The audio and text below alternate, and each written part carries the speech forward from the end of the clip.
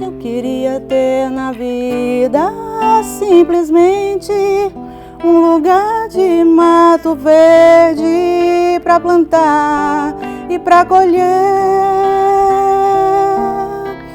Ter uma casinha branca de varanda, um quintal e uma janela para ver o sol nascer.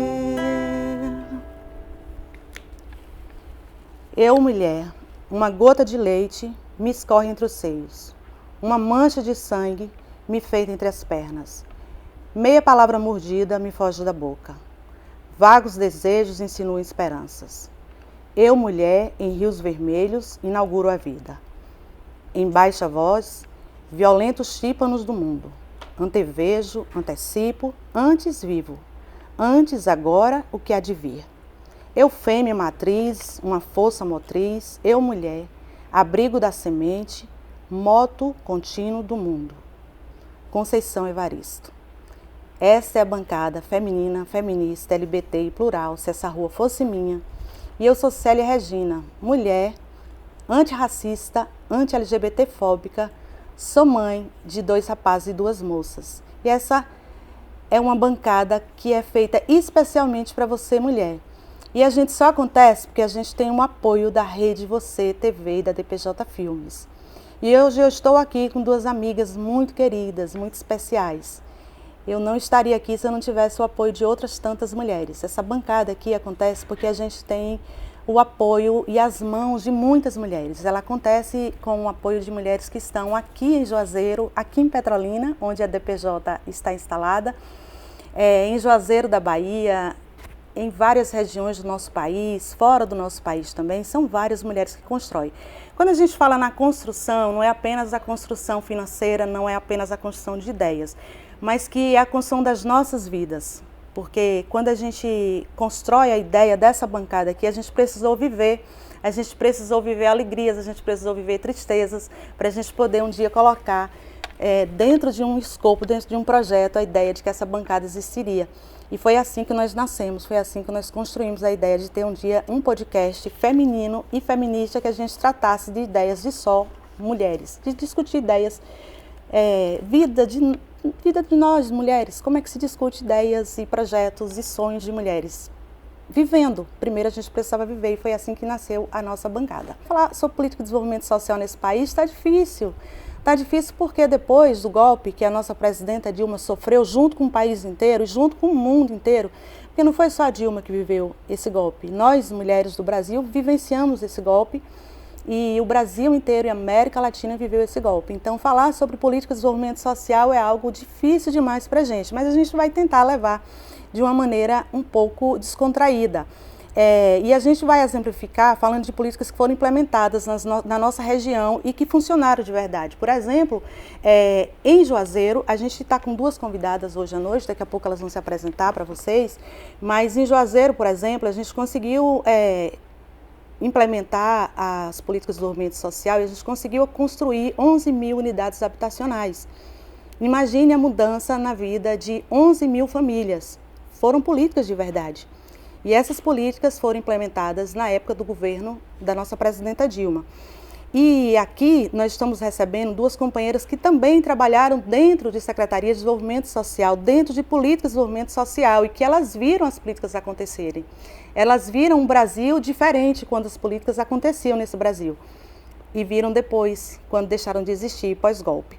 E aí eu vou pedir para cada uma delas se apresente. E aí, para a gente fazer as honras da casa, porque a gente está aqui em Petrolina, e para receber a nossa companheira Isabel dos Anjos, que está lá em Belo Horizonte, lá em Minas Gerais, eu vou pedir para que, coincidentemente, a Isabel Angeli primeiro se apresente e depois a Isabel dos Anjos, de Belo Horizonte, se apresente.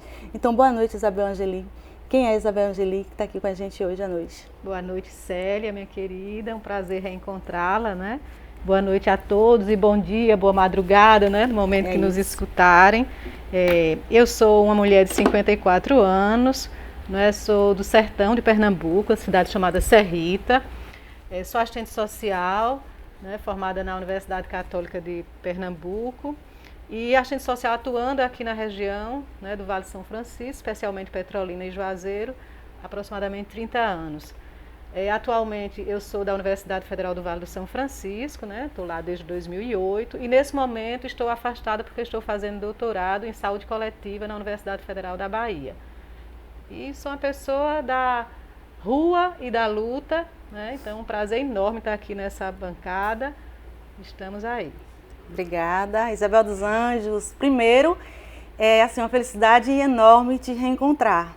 É sempre uma alegria, meu Deus. Gente, a gente se reencontra sempre na luta, em vários momentos assim muito felizes, e é muito bom te receber mais uma vez nessa bancada. Seja muito bem-vinda. Bom momento para todas, todos e todes. Na pessoa de Célia, agradecer demais o convite, Célia, a honra, a satisfação de reencontrá-la e de participar desse projeto que já é um sucesso. Como vocês podem perceber, eu sou mineira, não é difícil de perceber, né? Sou uma mineira aqui da região metropolitana de Belo Horizonte, eu tenho 38 anos, eu sou socióloga, a minha formação é toda nas ciências sociais, desde a graduação até o doutorado, sou petista de esquerda, faço parte da direção estadual do PT, já estive na diretoria da Fundação Perseu Abramo, atualmente estou professora substituta na PUC Minas, aqui de Belo Horizonte, e também assessora parlamentar na Assembleia Legislativa de Minas Gerais, do deputado Marquinhos Lemos.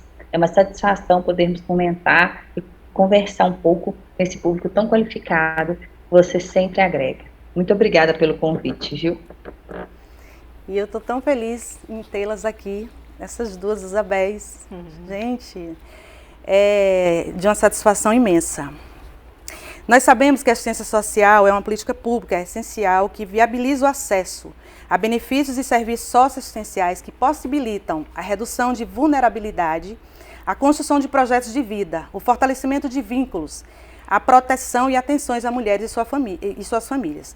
Em 2017, a Unesco, responsável pela organização do Índice de Vulnerabilidade Juvenil, IVJ, destacou que, além da má remuneração e qualidade dos postos de trabalho, as mulheres negras são aquelas mais sujeitas à violência. De acordo com o documento, mulheres negras entre 15 e 29 anos têm 2,2% mais chances de serem assassinadas no Brasil do que uma mulher branca da mesma idade.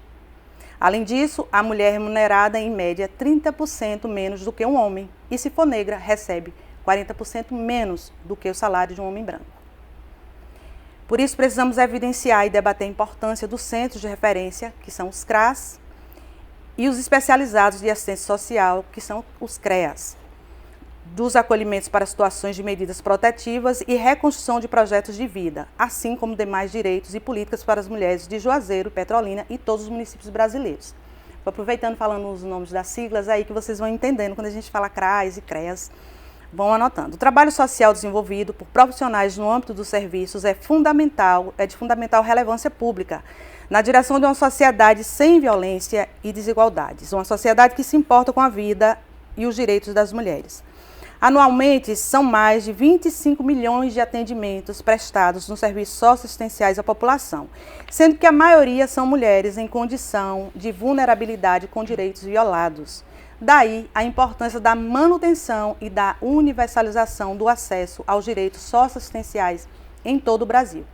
Por isso que nós precisamos reafirmar a importância do Sistema Único de Assistência Social, que é o SUAS, com financiamento público e participação social, com protagonismo de mulheres, usuárias, conselheiras, gestoras e trabalhadoras sociais. Não sei se vocês observaram, mas nos governos petistas, nos governos de esquerda, a gente sempre priorizou as mulheres como se era o Bolsa Família, era no nome da mulher. Se era o Minha Casa Minha Vida, era no nome da mulher. Isso que a gente chama de protagonismo, para que vocês compreendam. O que é que vocês estão chamando de protagonismo? Como assim? Como é que faz isso? A gente dando à mulher o direito para que ela tenha o poder de ser a gestora do próprio recurso. Estando no nome dela, o benefício seria mais fácil para que ela tivesse o empoderamento daquele recurso e ela pudesse gerir. Mais ou menos isso, mas acredito que as duas Isabéis aqui vão me ajudar melhor. E aí, tem uma pergunta que eu quero que as duas respondam. é mais importante, é mais interessante que a gente ouça das duas. Como é que vocês avaliam as políticas públicas para as mulheres implantadas nos últimos 20 anos? Eu acho que eu vou começar pela Angelim e depois pela Isabel dos Anjos, já que a última quem falou foi a Isabel dos Anjos. Como é que você avalia as políticas implantadas nos últimos 20 anos para as mulheres? Assim, acho que dá para você. As políticas públicas brasileiras, de um modo geral, nos últimos 20 anos, né, passaram por mudanças significativas. No entanto, a partir de 2016, a gente vai ter um refluxo, um retrocesso muito importante nessas políticas e, portanto, tudo que a gente falar dos últimos 20 anos precisa ter a gente precisa contar essa história do golpe, né? Porque aí todo o avanço que a gente vinha, a gente vai ter um grande retrocesso. E a gente pode pegar a PEC 95, né, que é do congelamento do investimento nas políticas públicas, especialmente nas políticas de seguridade social, portanto, saúde, educação e assistência social, previdência social, nem tanto, né, por conta do próprio orçamento, mas o que a gente vai ter é que a partir de 2016, com o golpe da presidenta Dilma e com a implantação da PEC 95, que chama-se a PEC do fim do mundo, exatamente porque ela, né, para nós representa o fim do mundo, a gente vai ter uma alteração significativa nessas políticas, mas voltando ao período alvissareiro, né, que foi aquele período da implantação desde o primeiro governo do presidente Lula, a gente vai ter, no caso da assistência social, do SUAS, a gente vai ter uma revolução na assistência social, né? Porque a gente tinha a assistência social ainda como caridade, portanto, não como direito do cidadão e da cidadã e dever do Estado, mas como, na verdade, se caracterizava nos municípios mais como benefícios eventuais que os governos municipais faziam de acordo com suas preferências políticas e interesses até mesmo particulares, né? Então, os próprios cidadãos e cidadãs dentro desse perfil de vulnerabilidade socioeconômica não se percebiam como detentores desse direito, portanto, a Secretaria de Assistência Social geralmente tinha que formato. Era a primeira-dama que era a secretária e os benefícios eram dados ali de acordo, era enxoval, mas aí eu dou a quem eram meus correligionários, né? Era as passagens, mas eu dou a quem é meus correligionários. Então, a implantação do SUAS com o governo Lula, a gente vai ter o que aconteceu, o mesmo movimento que aconteceu no SUS, né? O SUAS se espelha no SUS, então a gente vai ter uma política de Estado, né? A gente vai ter o cidadão colocado e a cidadã colocada como detentor de direitos, né? Detentora de direitos, portanto, devendo ter então a definição de orçamento, a gente passou a ter um orçamento definido para a assistência social, a gente passou a ter os conselhos de controle dessa política, os conselhos municipais, os conselhos estaduais e o Conselho Nacional. A gente passou a ter, então, a definição de uma diretriz de equidade para que a gente garantisse, por exemplo, que aqueles que mais precisavam, no caso as mulheres, já que são elas que são mais afetadas pela pobreza, violência, etc., então que elas fossem a prioridade em todos os benefícios socioassistenciais. Então a gente tem uma grande revolução que garantiu que então a população pobre do Brasil passasse a fazer parte, ser contemplada com o orçamento público de uma forma contínua e não mais eventual como a gente tinha, né? E o passo seguinte, eu acredito, né, eu sendo da área de assistência social, o passo seguinte, eu acredito que seria, se a gente não tivesse essa interrupção, era maior incremento das políticas com relação às políticas identitárias, né? Então, certamente a gente ia ter, assim como a gente vinha avançando, provavelmente a gente chegaria, não por uma coisa natural, mas por interesse político, desde da presidenta até os movimentos sociais envolvidos, portanto, toda a sociedade e, sobretudo, os profissionais da área, a gente ia ter também a população LGBTQI mais sendo priorizada em determinadas políticas da assistência social e por aí vai. Então, eu avalio assim, né, de forma resumida, Célia e Isabel e todas as nossas interlocutoras e internautas, que a gente teve um grande avanço, no entanto, a gente está vivendo um momento que é de um grande retrocesso, né? E aí a gente sabe que para construir é muito difícil, né? E aconteceu até com uma certa facilidade, porque tinha muita decisão política, né? E muito desejo da sociedade também, de boa parte da sociedade. E agora, para destruir é muito mais rápido, né? Então, que a gente possa já começar, já sonhar muito fortemente que a partir do próximo ano a gente comece a reverter tudo isso e né, bote no lugar os tijolos que foram tirados, né, nesses últimos anos. É isso. Isabel. Bom, quando nós falamos, né, de avaliar as políticas públicas, né, de defesa dos direitos das mulheres, o primeiro ponto que eu gostaria que a gente observasse é que a gente já discute hoje a categoria das mulheres, né, essa categoria como uma categoria de atores sociais que demandam serviços, né, que são sujeitos de direitos. Então, esse acho que é um primeiro ponto quando nós falamos de uma discussão que é tão recente no Brasil. A Constituição de 1988, ela inaugura uma lógica de um Estado que tem como função, que tem como diretriz a garantia dos direitos sociais. Isso é muito recente se a gente pega numa métrica histórica, né? A 88 é a década de 90, né? É um período muito recente na história brasileira. Então, nós avançamos se pensarmos esse marco, né, de constituição dos sujeitos de direitos, mas ainda é muito recente, especialmente porque as políticas públicas padecem de um grande desafio na sociedade brasileira, que é a continuidade. Nós falamos de política pública sempre como legado, nós nunca estamos falando de política pública como continuidade.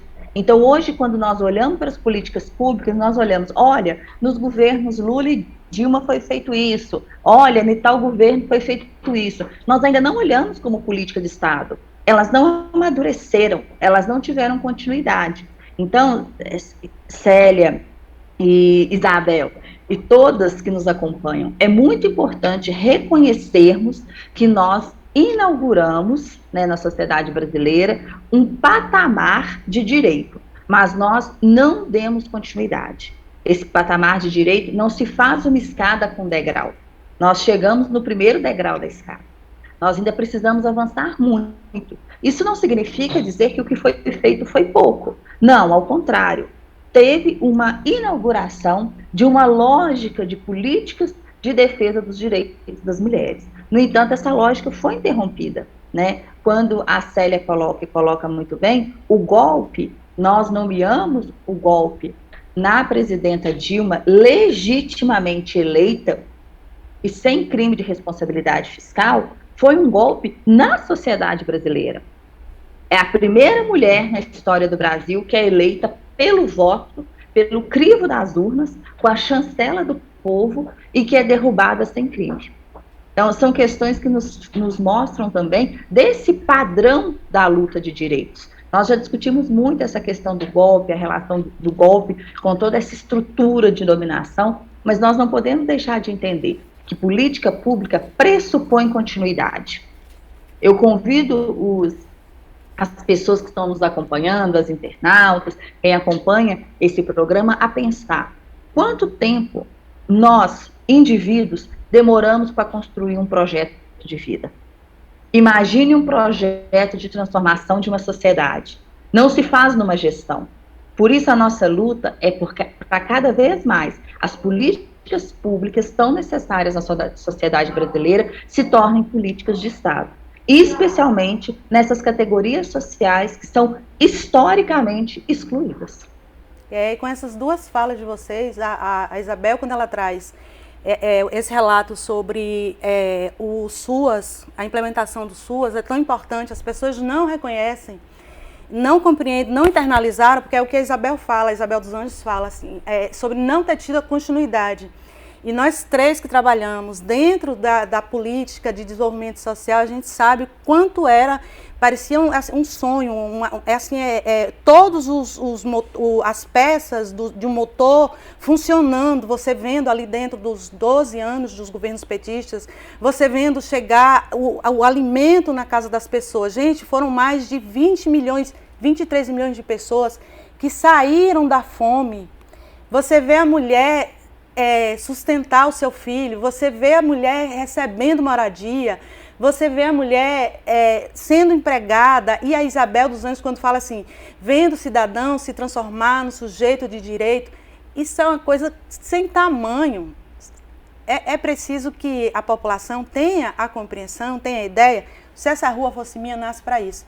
para que a mulher consiga, ela consiga conceber a ideia de que ela tem direitos e ela comece a reivindicar o direito. Quando a gente pergunta no final do programa assim, se essa rua fosse sua, o que você faria? É preciso que você, mulher, queira ser dona da rua que você mora, que você seja dona da cidade que você mora, do estado que você mora, você começa a reivindicar seus direitos. Porque um dia desses, a gente tinha todos esses direitos que a Isabel Angelim fala. E aí, de uma hora para outra, vira um inferno isso tudo. O Michel Temer entra e a primeira coisa que ele faz é acabar com o Ministério de Combate à Fome, à Pobreza e à Fome. A primeira coisa que os caras fazem. Então, o Bolsonaro, o atual presidente, o que ele tem? Uma agenda para matar pobre. Tem outra coisa, não. Isso é um absurdo. Aí a falta da continuidade da política que a Isabel dos Anjos fala. É muito demorado. Um projeto pessoal, a gente já leva anos. Imagina um projeto de Estado. Então, a próxima pergunta, ela vem bem dentro dessa lógica aí, para perguntar assim para a Isabel Angelim, que foi secretária aqui de Desenvolvimento Social em Juazeiro, e trabalhou nas duas secretarias de Juazeiro e Petrolina, quais as diferenças que ela percebe pós o governo Dilma. Se alguém me perguntasse, eu saberia, porque, nossa, foi um choque. Daqui a pouco, pá, a gente viu aquele grande choque. Mas a pergunta não é para mim, é para você. Qual a diferença que você percebeu pós-governo Dilma nas políticas de desenvolvimento social aqui na região? Assim, teve impacto para a mulher aqui em Juazeiro e Petrolina? Você viu alguma coisa que mudou? Você falou assim, nem percebi nada, assim, sei, estava distante da política, já não estava mais na secretaria, não estava mais na prefeitura. Nem vi nada. O que você percebeu? Eu acho que ainda que agora mais distante, né, não dentro mais da política, da assistência social, a gente percebeu sim, né, porque a gente ouve as colegas falando, porque a gente ouve o próprio público falando. Afinal, os estudantes que eu atendo lá na política de assistência estudantil são das famílias que são público da assistência social, né? Então a gente sempre tem notícia. E, infelizmente, as últimas notícias são más notícias. A gente tem notícia, por exemplo, de que a precarização só aumentou no trabalho. Então, a expectativa que se tinha quando se implantou os CRAs, os CREAs, é que os profissionais que, aos poucos, os municípios fossem, por exemplo, fazendo concursos para que esses profissionais se firmassem naquelas políticas, né, naquelas ações, naqueles municípios, e, portanto, tivessem a segurança de fazer o trabalho como se é esperado deles, né, um trabalho complexo, já que a gente está lidando com, quando a gente diz vulnerabilidade socioeconômica, cabe nisso aí várias coisas, né, a gente não está tratando de uma coisa específica. E, no entanto, o que a gente teve foi a precarização, esse é um item, portanto, nenhum concurso mais, até porque com a PEC do fim do mundo, não está mais autorizado concurso. O trabalho precário faz com que o profissional, por exemplo, é a psicóloga que tem que atuar em vários lugares, é o assistente social que tem que atuar em vários lugares para ter a condição de reunir um valor de renda digno de sobrevivência. Então, esse é um ponto que eu gostaria de destacar, né? A gente perdeu de vista, então, a possibilidade dos concursos e, portanto, a gente incrementou mais ainda, ou tornou mais grave ainda o problema da precariedade no trabalho. Um outro aspecto também foi a própria redução dos recursos orçamentários para o desenvolvimento das políticas. Então, aquela ideia que o SUAS tem, assim como o SUS, do trabalho territorial. Então, cada CRAS tem que abranger até X famílias, isso aí foi perdido de vista, porque não tinha mais os recursos para o desenvolvimento das ações, que implica ter recursos para combustível, para os veículos procurarem fazer busca ativa das famílias, fazer visita domiciliar, fazer a referência e contra-referência para as outras políticas. Então, houve uma redução dos recursos para o funcionamento dos serviços, isso também foi observado, e foi observado uma coisa que é muito grave, que é uma condução moralista das políticas de assistência social. Isso é muito grave, né? Porque isso é sutil. Aí como é que é isso na prática? Isso na prática se a orientação do SUAS não reproduzir os preconceitos de gênero, de raça, de classe dentro das unidades do Sistema Único de Assistência Social, assim como é no SUS, e isso ser uma determinação vinda desde o governo federal e, portanto, chegando até os municípios. Agora, com o governo atual, sobretudo, né, com o governo do Bolsonaro, que tem uma pauta conservadora, moralista, né, que eu posso dizer, acho que à vontade aqui, falso moralista, né, o que você vai ter também é que imagine você que a gente tem uma pessoa que tem extremo preconceito e que agora esse preconceito é corroborado e até estimulado pelo nosso presidente, e aí ela vai atender uma pessoa que é trans, num CRAS, que está sofrendo num CREAS que está sofrendo violência do parceiro íntimo, e como é que isso fica, ou da parceira íntima e tal. Então, isso traz um dano estrutural para a política de assistência social e para todas as demais políticas, né? No que diz respeito ao atendimento a essas pessoas trans, as pessoas LGBTQIA+, as pessoas em situação de rua, né? A mulher, que né, afinal de contas, a transfobia está muito relacionada com a misoginia. Então, eu diria que esse é um retrocesso que é muito grave, que é estrutural, e que a gente tem que ter pressa para né, coibir esse retrocesso. Você vai falando essas coisas, eu fico desesperada, porque a gente que trabalhou nessas áreas, aí eu já fico pensando, meu Deus, como é que as pessoas estão vivendo agora com esse governo que persegue mesmo a mulher, que persegue a mulher negra, que persegue a mulher trans, a mulher lésbica, a mulher bissexual. Eu estou fazendo um recorte, mas na verdade que persegue a população negra, que persegue a população LGBTQIAP+. Eu fico, às vezes me falta fôlego e a turma aqui da produção às vezes fala assim, respira, não faz isso não pode perder o fôlego não, porque eu tenho algumas patologias. Deixa eu fazer uma pausa aqui para falar isso, né? Que eu sou uma mulher portadora de artrite reumatoide, de fibromialgia e síndrome de Sjögren. E geralmente quem tem fibromialgia lida também com depressão e com ansiedade. Então eu tenho um transtorno de ansiedade generalizada. Então por isso que a produção tem esse cuidado comigo, de dizer assim, não fica ansiosa não, cuidado e tal. E eu gosto de falar isso porque nós mulheres, a maioria dos pacientes de fibromialgia são mulheres. E agora, nessa pandemia, a fibromialgia alcançou muito mais mulheres. E eu falo sempre sobre isso porque algumas mulheres têm dificuldade de falar sobre essas patologias e é bom saber que tem outra pessoa que sofre também da mesma doença. E quem quiser falar comigo lá no nosso canal no YouTube, fala nisso, se inscreve no nosso canal no YouTube, Se Essa Rua Fosse Minha e Tua. Lá no Instagram é Se Essa Rua Fosse Minha BR. Se quiser falar comigo lá no direct, ou se quiser deixar mensagem, pode falar comigo, porque é bom saber que mais pessoas sentem a mesma dor, né, que a gente. Então a gente vai se apoiando, a gente vai cuidando uma da outra, tá bom? Abrir esse parênteses para falar isso, mas eu quero perguntar o seguinte para Isabel. Isabel, outro dia eu estava assistindo a uma live e aí era sobre, inclusive, eu quero mandar um abraço para a turma do Fibromialgia Nordeste, Fibromialgia Nordeste.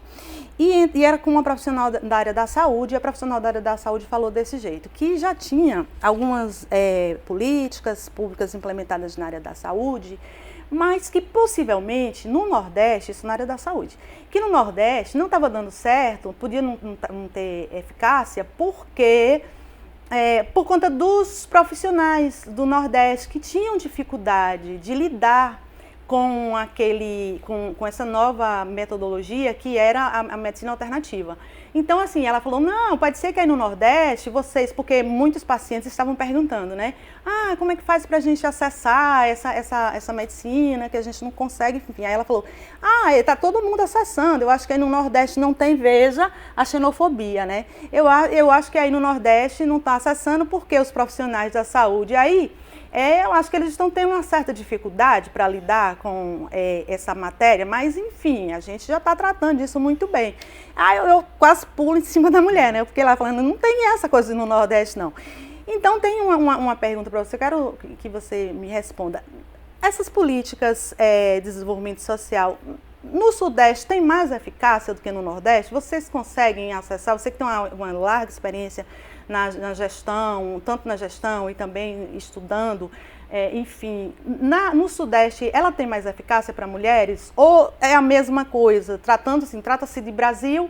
Não, Célia, mas assim, são realidades diferentes por conta da economia e tal. Não precisa se apegar ao que a moça falou lá. E como veio essa pergunta, aí eu lembrei dessa coisa. Não precisa lembrar que não tem relação, né? Ou tem, não sei.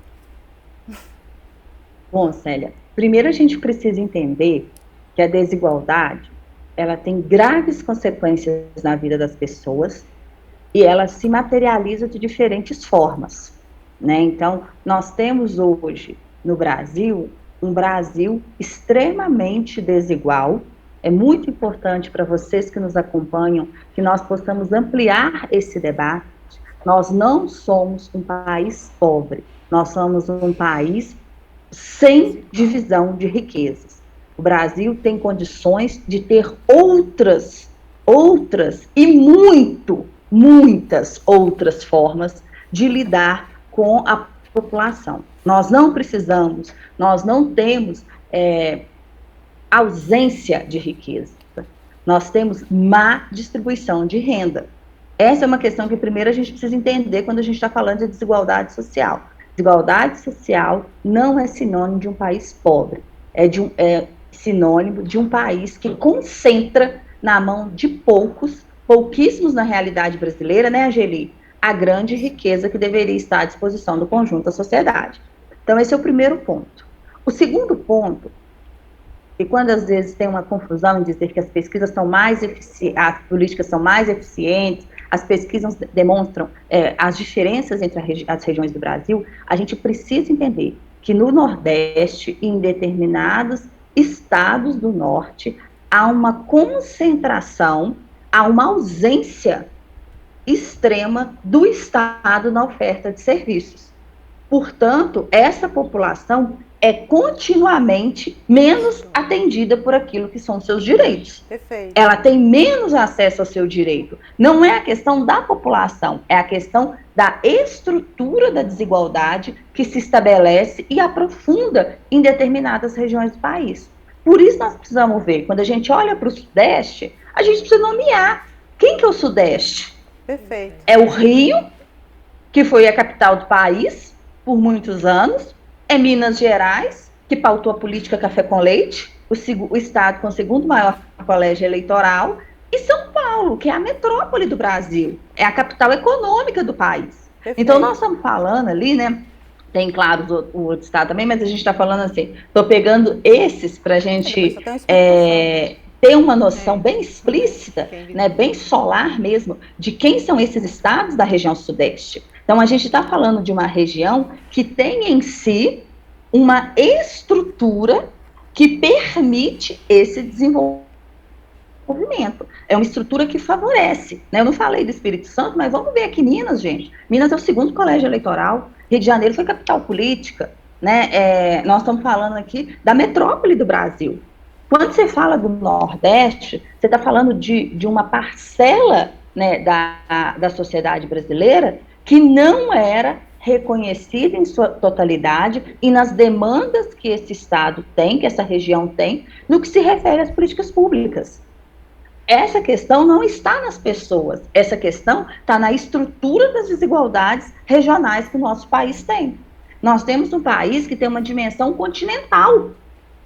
Se você pegar os estados do norte, você vai ver as especificidades territoriais, você vai ver a questão muito forte, agora que a gente discute a questão da Amazônia, que fica explícito, né? Mas você observa que o Brasil, ele tem diferenças regionais. E nós identificamos que o Nordeste é um território em que há uma sobreposição dessas desigualdades. Então, Célia, a gente tem que ter muito cuidado para a gente não ter na população e no próprio Estado aquilo que é uma ausência contínua, Perfeito. Aquilo que é uma violação constante dos direitos, né? Porque é uma ausência de políticas públicas. E se eu estou tratando de políticas públicas que visam promover a igualdade, eu preciso entender que há uma diferença entre igualdade e equidade. A demanda da população do Nordeste, do território Nordeste, não é a mesma demanda da população de São Paulo. Eu faço uma pergunta para vocês, né, que nos acompanham. São Paulo é a referência econômica do país. Qual que é a qualidade dos hospitais em São Paulo, Célia? É quase uma tradição essa coisa de São Paulo, vai consultar em tal hospital, vai acessar tal hospital, vai acessar tal serviço. Há uma concentração naquele território. O que nós vemos no Nordeste é que há uma ênfase no que se refere aos desafios de superação dessas desigualdades. E aí entra uma questão que é muito interessante, né? Para quem que interessa que a população do Nordeste tenha acesso à saúde, à educação? Para quem que interessa isso? Nós vivemos num país de raiz escravocrata em que não interessa a liberdade das pessoas e a dignidade. Não interessa. né? Então, assim, uma coisa simples que é trazendo para a questão dos direitos da saúde reprodutiva da mulher, a questão, por exemplo, da laqueadura. É uma das principais moedas de troca na relação clientelista. Então, tem também um interesse, é importante a gente pensar isso, por que uma região desenvolve? A que interesses essa região está servindo quando é provocado o desenvolvimento? Política pública, gente, não é vontade de Deus, das deusas. Política pública não é boa vontade, política pública é direito, demanda orçamento, demanda conhecimento e demanda diálogo com os sujeitos de direito. O que a Constituição de 88 faz é inaugurar esses sujeitos de direito num país de dimensão continental com graves desafios regionais. Nós não aprendemos ainda, enquanto sociedade, a reconhecer o tamanho do Brasil, respeitar as suas diferenças regionais e trabalhar para que nós tenhamos um país com equidade, inclusive regional. Perfeita. Nessa sua fala aí, eu já quero que você dê continuidade, depois a Isabel Angeli responde a mesma pergunta. Você já pega o gancho aí e já me diz o seguinte, porque eu já iria no veneno aqui, mas eu quero que você fale sobre isso. Qual é o impacto que você entende e que causou o fechamento do Ministério de Combate à Pobreza e à Fome para a região Nordeste?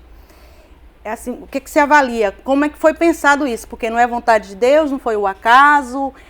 Como é que... Porque dentro dessa linha que a Isabel dos Anjos fala, de como é que se olha quando você está lá em Brasília, aí você olha para o Brasil inteiro, para todas as regiões, você vê o Nordeste, aí você pensa, pô, que ministério eu vou fechar? Eu vou fechar o Ministério de Combate à Pobreza. Que região vai afetar mais? O Nordeste. Então, o que é que vocês acham? Eu preciso ouvir vocês. Que impacto vocês acham que causou aí nessa região? E aí você fala mais sobre o estado, a nossa fronteira aqui, estado da Bahia e Pernambuco. Como é que impactou isso aí? E aí eu preciso muito ouvir a leitura política de vocês, porque eu fico para infartar aqui, gente. Pelo amor de Deus. Olha, primeiro você não infarta. Tá bom. Tá, obrigada. Eu tenho vocês para me ajudar a fazer as pessoas compreenderem. Acho que Isabel travou. Oi? Você travou um pouquinho, Isabel. Mas já voltou. Tá travado de novo. Oi. Acho que Isabel voltou? Tá travando. Voltou. Oi? Voltou? Oi, voltou. Então tá. Primeiro, Célia, que você não inventa de infartar, não, que nós precisamos de você viva, bem. Nós acreditamos na evolução, mas no mundo espiritual você pode esperar para ir para lá. Você já fica muito tempo aqui que nós precisamos de você nessa condição de corpo. Eu tenho vocês não aqui. Não inventa, não. Primeiro, Célia, que a gente precisa entender. Nosso Brasil não é igual. Nosso Brasil nem é semelhante. Nós vivemos muitas diferenças regionais.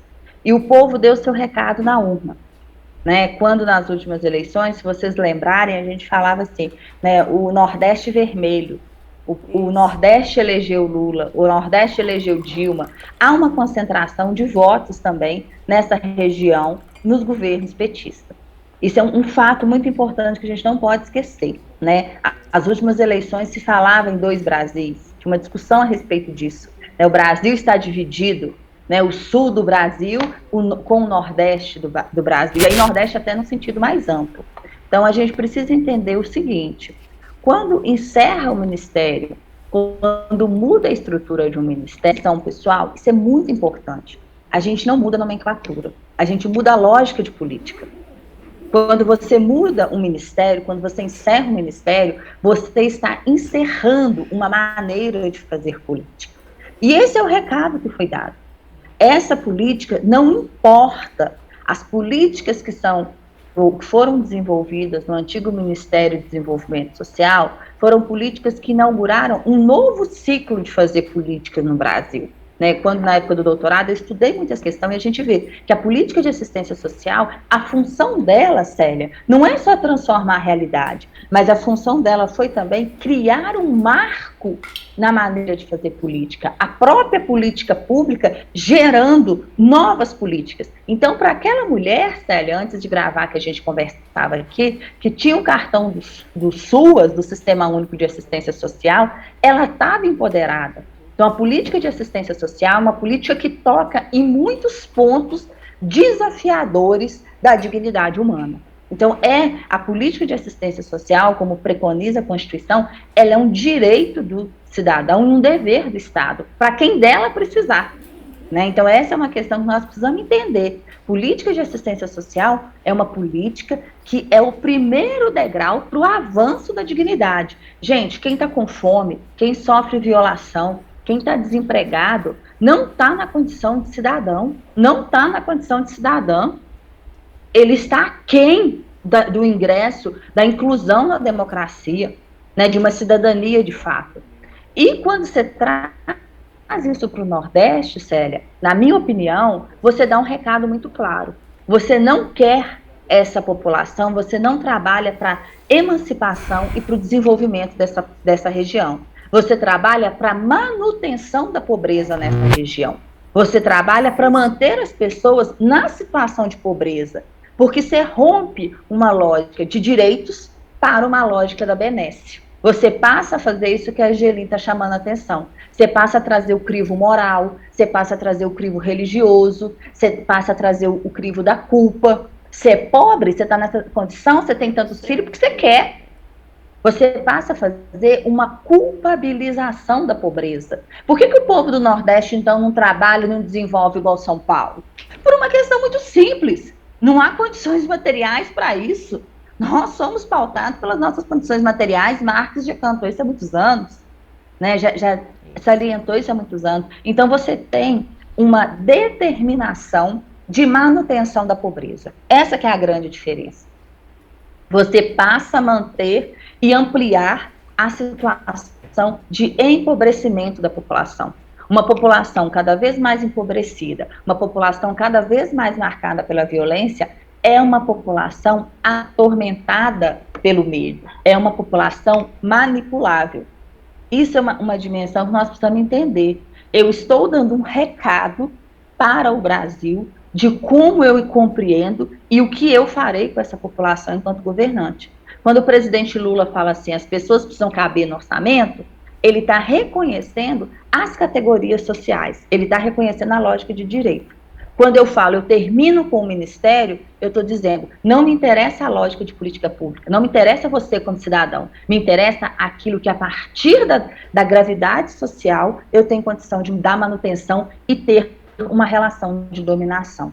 Hoje no Brasil, nós temos 33 milhões de pessoas com fome. 58% da população não faz refeições completas. Em cada 10 lares, 6 não tem uma refeição completa. De um ano para o outro, nós aumentamos 14 milhões. A gente quer falar mesmo de cidadania, quer, e nós vamos falar. Porque para o entendimento de pessoas como a Célia, que motiva, não é a fome que define essa população, não é essa situação de dominação. O que define é, de fato, a responsabilidade que o Estado precisa ter e tem na sua Carta Magna, precisa ser uma realidade na vida dessa população. Então, assim, Célia, agora é momento de estar criando algumas coisas, algumas benesses, mas a ruptura de direitos foi feita. Infelizmente, a população brasileira sentiu isso em si. O Nordeste sentiu isso em si, pelas situações que nós já comentamos, pelo histórico de abandono que essa região tem em relação aos demais lugares do país. Muito obrigada, Angelim. Vamos imaginar que um país, né, ele vai sempre se pautar, ou ele vai organizar suas políticas públicas na ideia do crescimento econômico ou do desenvolvimento social, né?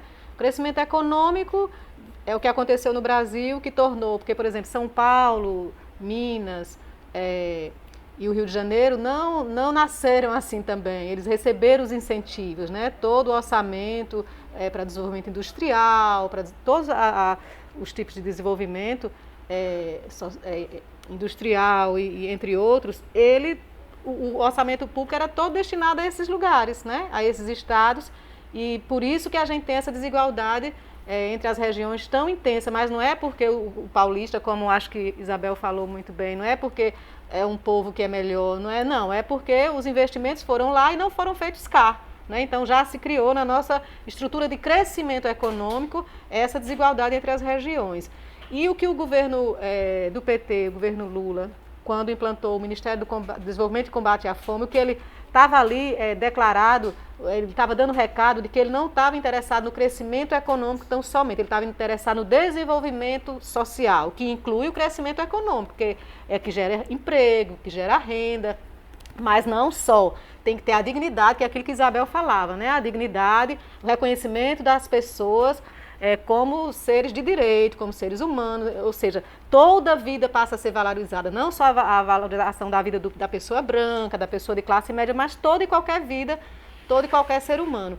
Então, a extinção do Ministério como Isabel falou, é um recado claro de que não há interesse no desenvolvimento social, sendo que isso é andar para trás vários passos, né? Porque a gente não tem como ter soberania, não tem como ser um Estado-nação se a gente não tem desenvolvimento social. A gente está retrocedendo, a gente voltou para o mapa da fome, né? Que a gente tinha conseguido, apesar da fome, de nós sermos um dos maiores produtores de alimentos do mundo, se eu não me engano o segundo ou o terceiro, não sei, não lembro agora exatamente, mas nós agora estamos de novo na lista no mapa da fome. Josué de Castro, que era um pernambucano, médico, né, na década de 40 fez o mapa da endemia, da fome endêmica no Brasil e mostrou claramente lá que as doenças 90% das doenças no Brasil, especialmente no Nordeste, eram decorrentes da carência nutricional. Né? E aí, por conta da carência nutricional, e aí, Isabel, era aquela coisa da pobreza que gera pobreza. Então,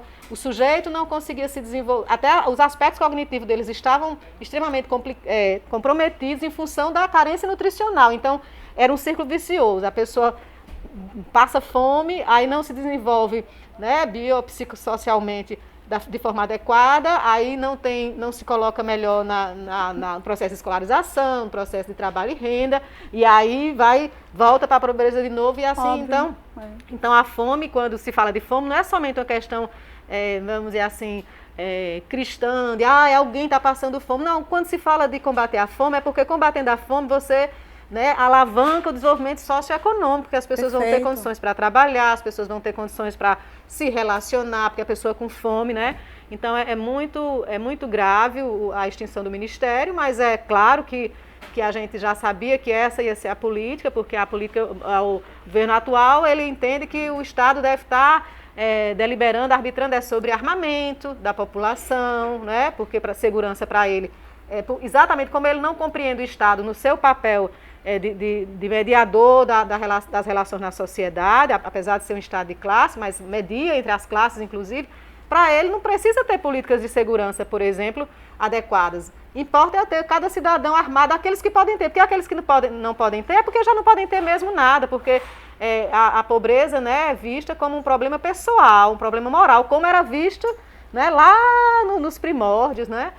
Então e agora tem o reforço da cultura neoliberal que diz que, né, você pode tudo, a não ser que você não queira. Então isso é muito grave e rapidamente colocou de novo a gente no mapa da fome, muito triste, e a gente sabe que os próximos anos do governo que vai entrar, que né, não será esse governo, não vai se manter, eu acredito.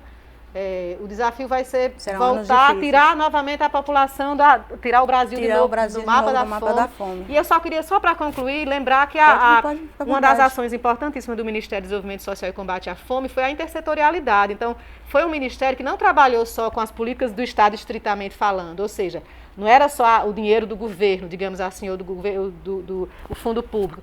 Era associação com o Sistema S, portanto, empresas privadas, era associação no caso aqui do nosso, Célia, aí respondendo agora o que você falou. Por exemplo, as nossas grandes fazendas, produtoras de manga, né, que vai para fora e tudo, o banco de alimento eram as ações do programa Fome Zero, por exemplo, que eram os restaurantes populares, garantindo refeição, inclusive para a população em situação de rua, comerciários, enfim, as cozinhas comunitárias, os bancos de alimentos. Os bancos de alimentos recebiam, no nosso caso aqui, um volume imenso de frutas que não estavam com aquela aparência tal de ser comercializada, e esses alimentos eram cuidados a ponto de ir para as ONGs e para as populações em situação de baixa renda. Então, esse também é um retrato de que é o desenvolvimento social, porque o desenvolvimento social não pode ser só na conta do Estado. Sobretudo o Estado é o protagonista, lógico, né? A primazia da responsabilidade é dele. Mas se a sociedade também não estiver envolvida no desenvolvimento social, lógico porque não é só as políticas concretamente, mas é também uma cultura de desenvolvimento social, uma compreensão de que todo mundo tem o direito a ter oportunidades para poder se desenvolver. Você ia falar sobre o Sistema S na relação com o desenvolvimento social, é importante fazer esse resgate. Porque o Sistema S, no Banco de Alimentos, por exemplo, que era uma das ações do Fome Zero, o Banco de Alimentos eram bancos que ficavam na coordenação do Sistema S, aqui no caso era o SESC. O SESC recebia as frutas e verduras e outros alimentos das fazendas, por exemplo, do agronegócio, né? Aquelas frutas que não estavam com aquele aspecto, não é que estavam estragadas, não é isso, elas estavam com a sua questão nutricional totalmente adequada, mas tinha uma aparência que não ia para o comércio. Então, o Sistema S recebia e organizava a distribuição nas ONGs e junto à comunidade, né? Como no caso aqui, nossas comunidades ribeirinhas. Com o Sistema S, a gente também trabalhou a qualificação profissional dos usuários, né, da assistência social. E a própria política de assistência também proporcionou isso, a qualificação profissional, que foi um fator muito importante para os usuários da assistência social, porque isso tudo entra também no combate à fome. Enfim, o Ministério de Desenvolvimento Social e Combate à Fome era uma ferramenta muito importante para combater a fome no Brasil, por isso teve uma eficácia muito grande e por isso foi desativado, porque não importava ao Michel Temer, não importava ao atual governo ter uma ferramenta como essa na mão. A gente está andando para o finalzinho e eu só quero reforçar as informações que já foram ditas aqui pelas duas Isabéis, né? São mais de 33 milhões de pessoas com fome no Brasil. Mas a fome tem gênero. Vocês sabiam disso?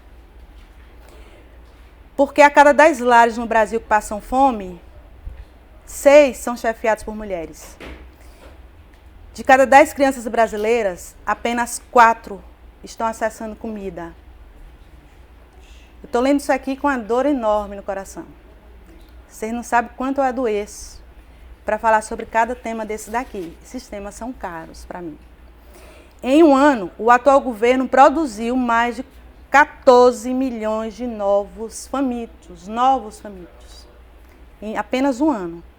A fome dobrou nos lares que têm crianças menores de 10 anos. Imaginem vocês são mães, eu sou mãe, eu tenho 4 filhos. Eu tenho 4 filhos. E meus filhos hoje têm 29, 24 e 20 anos, as gêmeas.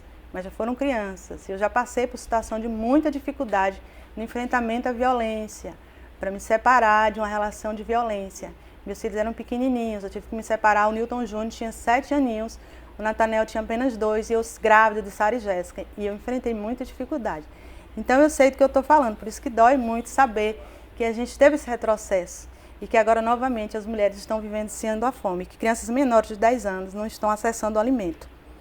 É para isso que servem as políticas de desenvolvimento social. Quando a gente fala sobre isso, não é coisa de petista, não é coisa de feminista, não, gente. A gente está falando isso com seriedade. É para combatermos a fome. A gente tinha um ministério que funcionava e ele foi assim, desativado imediatamente quando o Michel Temer assumiu. Assim que ele deu o golpe na Dilma, ele desativa esse ministério. E aí são as mulheres, nós que fomos atingidas, logo de cara. Porque com a ausência dessas políticas, a gente não tem mais o Minha Casa Minha Vida, a gente tinha mais o Bolsa Família, a gente não tinha mais o ProUni, a gente tinha mais nenhum daqueles programas todos que beneficiaram as mulheres, que fala isso que a Isabel falou.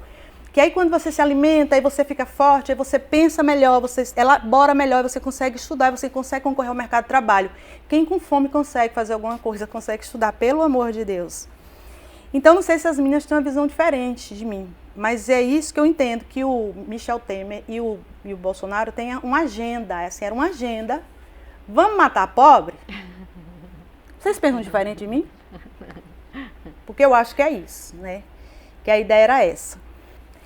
A gente já está indo para a pergunta final, e aí eu quero pedir muito para as pessoas que estão nos assistindo que reflitam sobre isso.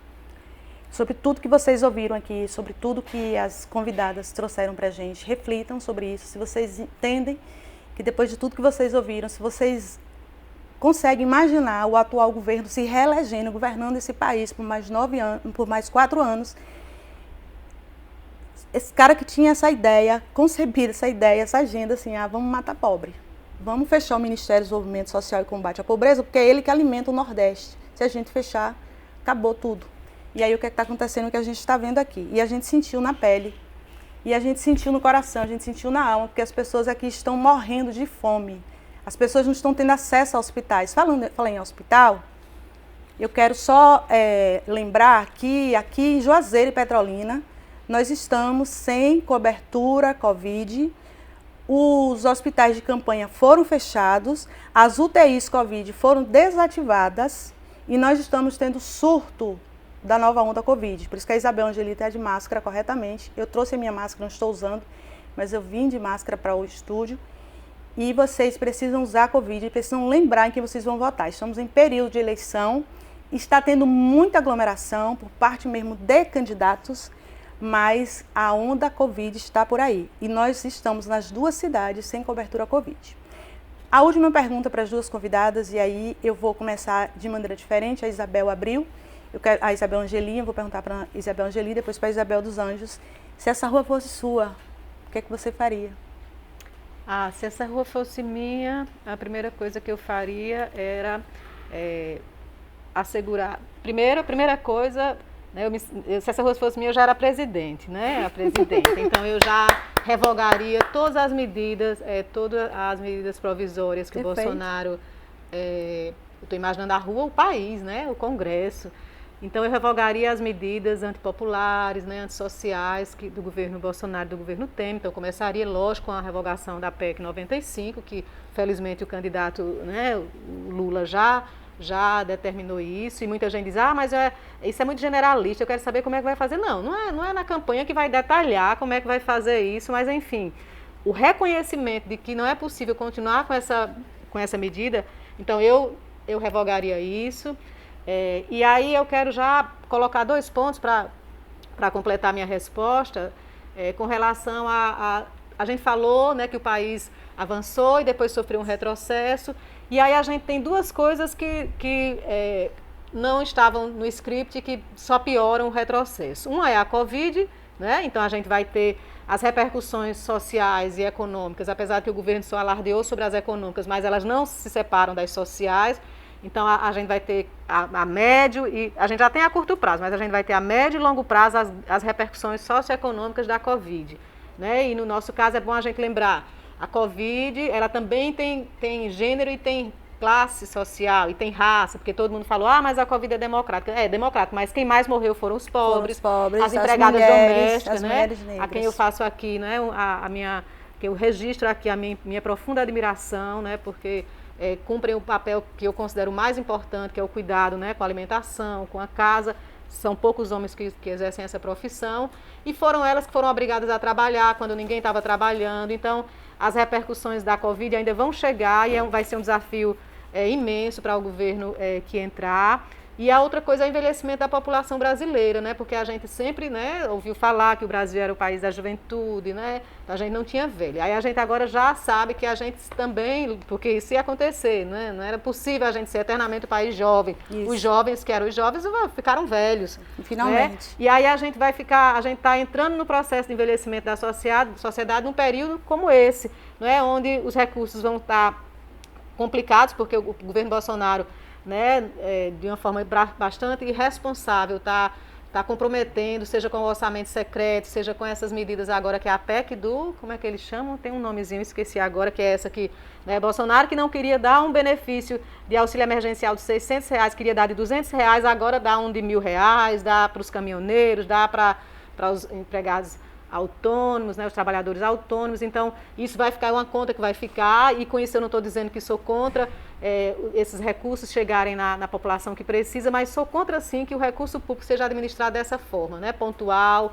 descontínuo, né, porque é uma coisa que só vai até o final do ano, sem a previsão orçamentária adequada, portanto implicando, por exemplo, a outra medida do ISS, né, ICMS, desculpa, que foi retirado dos governos estaduais, implicando retrocessos enormes na educação, por exemplo, né? Que na verdade, ele tirou da educação, né? E fica responsabilizando o governo do Estado, né? Então, eu queria destacar isso, sabe, nessa minha última fala para vocês, para a gente pensar que a gente tem acho que era Francis Bacon, né, que dizia que a esperança é um bom almoço e um péssimo jantar.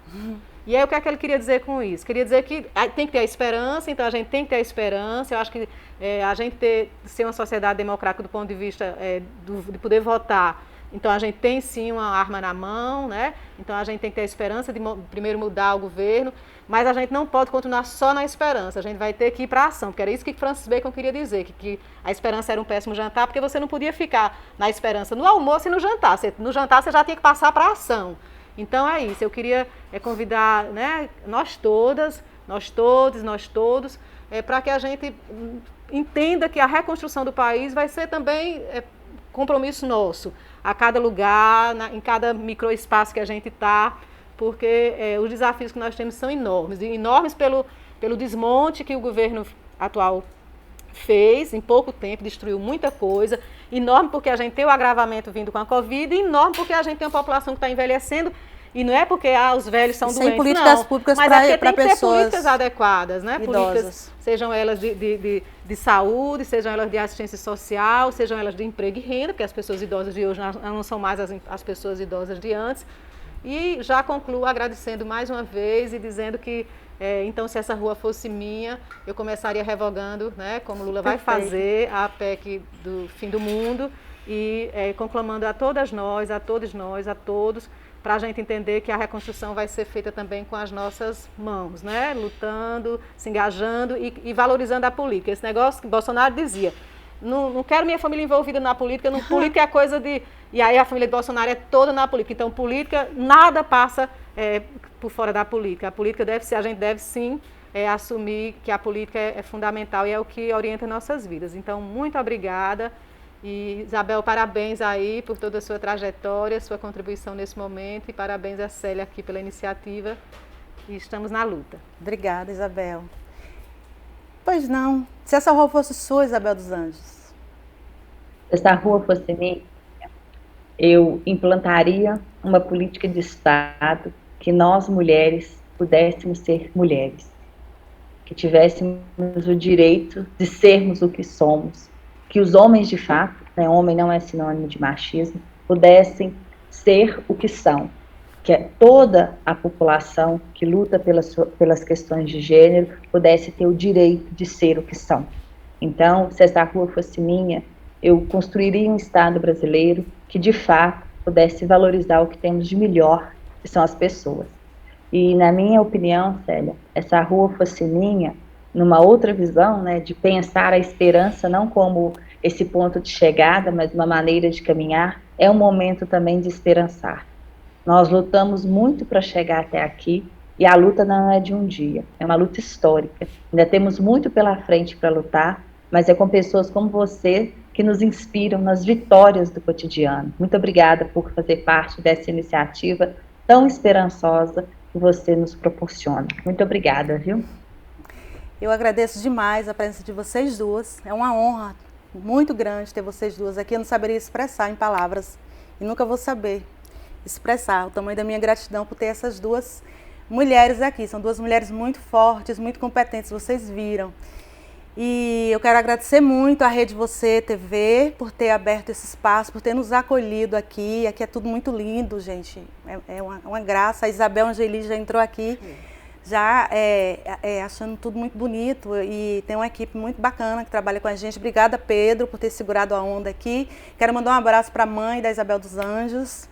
Ela está ali toda no cuidado com a mãe dela. E um abraço a toda a nossa audiência, todas as mulheres que nos acompanham. A cada mulher que sustenta essa bancada com a gente, eu quero abraçar.